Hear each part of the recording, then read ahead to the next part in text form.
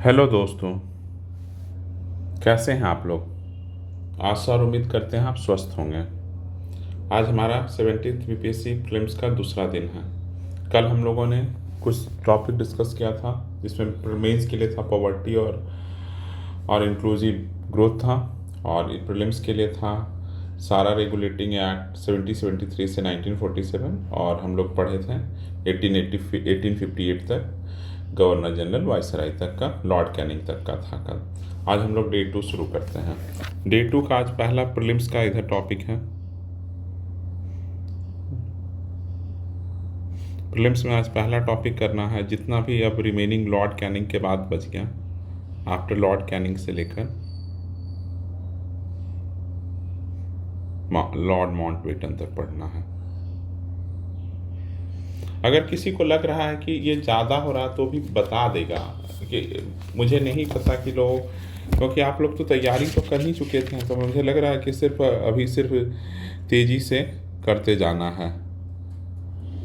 तब भी अगर किसी को लगे कि नहीं हो पा रहा है तो बता देंगे। और दूसरा आज करना है जो 1885 से जो हम लोग कांग्रेस के सेशन को देखेंगे और ये सेशन को देखेंगे, और ये 1910 तक आएंगे। ये तो सेशन देखने में बहुत कम समय लगेगा, लेकिन मैं इसके साथ आप लोगों को एक चीज़ बताना चाह रहा हूँ कि आप लोग सेशन के साथ साथ कुछ कुछ लीडर, जैसे आप लोग दादा भाई नेहरू जी, इसको अलग तैयार करना है।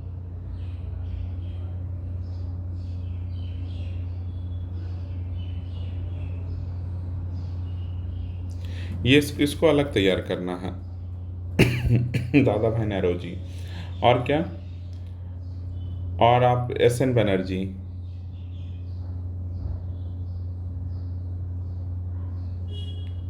एस.एन. बनर्जी, और क्या आप लोग कर सकते हैं, और गोपाल कृष्ण गोखले,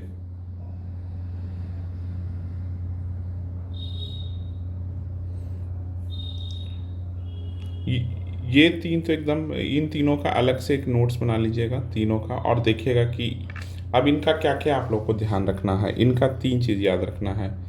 ये कांग्रेस के सेशन के कब कब अध्यक्ष रहे, प्रेसिडेंट कब रहे,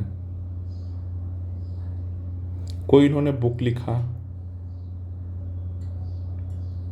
और क्या किए हैं, बुक लिखा, कोई कोटेशन इन्होंने दिया, जैसे सेप्टिव वॉल्व ऑफ थ्योरी कोई दिया है तो पिछले बार कहीं से क्वेश्चन आया था, तो ये आसान था, तो कोटेशन याद करना है। और इन लोग का योगदान क्या है, ये बड़े आंसर में भी कहीं आप फिट कर दीजिएगा।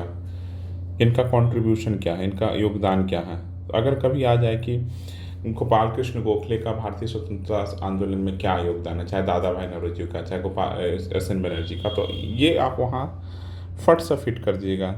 यही 4 एंगल पे, ये इन तीनों को 1910 तक यही 4 है। अगर आपको और लगता हो कोई और इम्पोर्टेंट है तो लिख लीजिएगा, लेकिन मुझे ये 3 लगे। अगर आपको और कोई लगता होगा तो लिख लीजिएगा अपने, और उसके बारे में ये 4 एंगल से देख लीजिएगा और अपने नोट्स बना लीजिएगा। एक तो ये करना है, बहुत ज़रूरी है, ऐसे पढ़ाई एकदम हॉलिस्टिक वे में करना है। और दूसरा मेंस में क्या करेंगे आज हम लोग, अगर पहले कल का कुछ छूट गया है, जैसे पॉवर्टी और इंक्लूसिव ग्रोथ में कुछ छूट गया है, तो पॉवर्टी तो उसको पहले कर लेना है, छोड़ना नहीं है। इसलिए आज मैं एक ही टॉपिक दे रहा हूँ, ये तो कल का टॉपिक था, आज मैं एक MSME।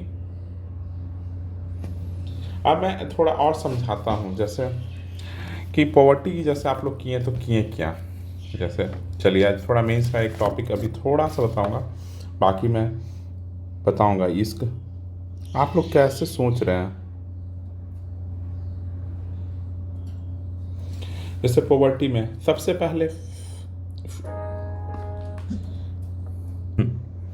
पॉवर्टी का कभी भी क्वेश्चन आए तो वर्ल्ड बैंक के अकॉर्डिंगली पॉवर्टी को डिफाइन कर दीजिए, कि वर्ल्ड बैंक डिफाइन करता है कि 1.9 डॉलर पर पर्सन पर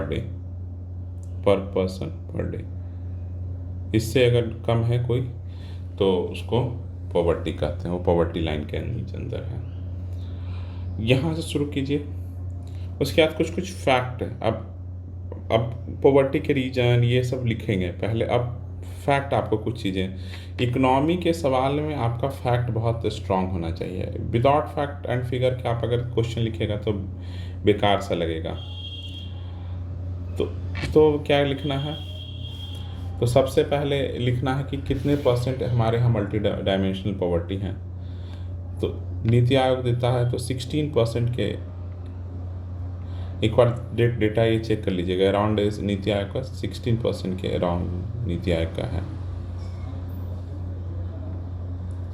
मल्टी पॉवर्टी डायमेंशन में, आयोग के द्वारा है। उसके आगे क्या है कि हमारे यहाँ जो 50% एक डेटा, दूसरा डेटा 50% जो हमारे यहाँ मल्टी डायमेंशनल पुअर हैं, मल्टी डायमेंशनल जो पुअर हैं वो अंडर एज ऑफ अंडर 18 है। कितना? 2 फैक्ट हो गया, 18 ईयर है। तीसरा कल एक बताया था कि यूएन की रिपोर्ट के अनुसार क्या है कि 1% अगर पॉवर्टी में इंक्रीज होता है, 1% इंक्रीज होता पॉवर्टी में, तो 0.7% इंक्रीज होता है चाइल्ड लेबर में।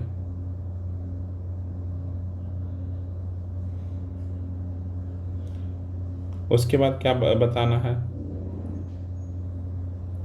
कि अगर आपको मल्टीपल पॉवर्टी इंडेक्स में, और आपको बताना है कि मल्टी डायमेंशनल पुअर इंडेक्स में भारत 2005 में 15th पोजीशन पे था। कौन सा नंबर पे? 15th पोजीशन पे था यहाँ पर।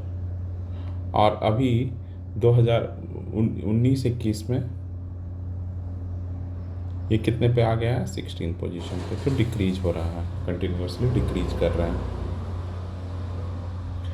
इसी के कारण हम लोग क्या है कि SDG 1.2 को, जो SDG टारगेट है 1.2, उसको अचीव कर लेंगे। जो हमारा टारगेट है अचीव कर लेंगे, अचीव बाय 2023। तो इस तरह से ये हो गया आपका फैक्ट। अब आपको क्या करना है, इतना पहले ये फैक्ट याद रखना है। अब कॉज ऑफ पॉवर्टी शुरू करते हैं। पॉवर्टी के रीजन क्या है? तो ये सब आप लोग अब यहीं पर कहीं आपको, अब जैसे कॉज ऑफ अगर कुछ लिख रहे हैं पॉवर्टी, तो आपको इसमें क्या फैक्ट लिखना है या कोई एग्जाम्पल्स देना है, कुछ देना है। तो कॉज ऑफ पॉवर्टी में क्या क्या होगा, जैसे इसको 5 हेडर में तोड़ दीजिए। Historical factor, economic factor,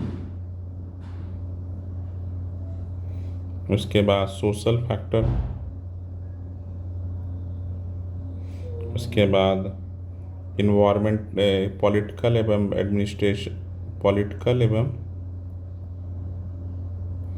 administrative factor और इन्वायरमेंट एंड क्लाइमेट फैक्टर। अब इसमें कुछ लिख लीजिए अपने से। जैसे हिस्टोरिकल फैक्टर में क्या लिखिएगा, इसमें लिखिए कि कॉलोनियल रूल, इसलिए भी हम लोग गरीब हैं। इकोनॉमिक में लिखिए jobless growth, unemployment, economic slow down, Covid का दिक्कत था, lack of capital, large informal sector, ये सब है। तो इस तरह से करना है आपको। तो ये अभी बताया हूँ, ये पूरा टॉपिक मैं बता दूंगा। आप लोग इस तरह से चीज़ों को कीजिए। क्योंकि अगर मैं अभी पूरा बताऊंगा तो वीडियो थोड़ा बड़ा हो जाएगा, तो इसलिए सिर्फ एक में पॉवर्टी, क्योंकि 10 मिनट से ज़्यादा बड़ा वीडियो 10-15 आप लोग देखते तो हो नहीं पूरा वीडियो, तो कोई मतलब बनता नहीं है। अगर कोई दिक्कत हो तो अगर ये वीडियो पसंद आया तो आप इस वीडियो को लाइक कर दीजिएगा, और पहली बार चैनल पे हैं तो सब्सक्राइब कर दीजिएगा। और बोक्का स्टूडेंट इसी नाम से, चैनल के नाम से मैंने एक टेलीग्राम ग्रुप बनाया है, इफ़ यू वांट ज्वाइन कर लीजिएगा, आपको समय समय पे चीज़ें पता चलता रहेगा। चलिए, थैंक यू। चलिए, बाय।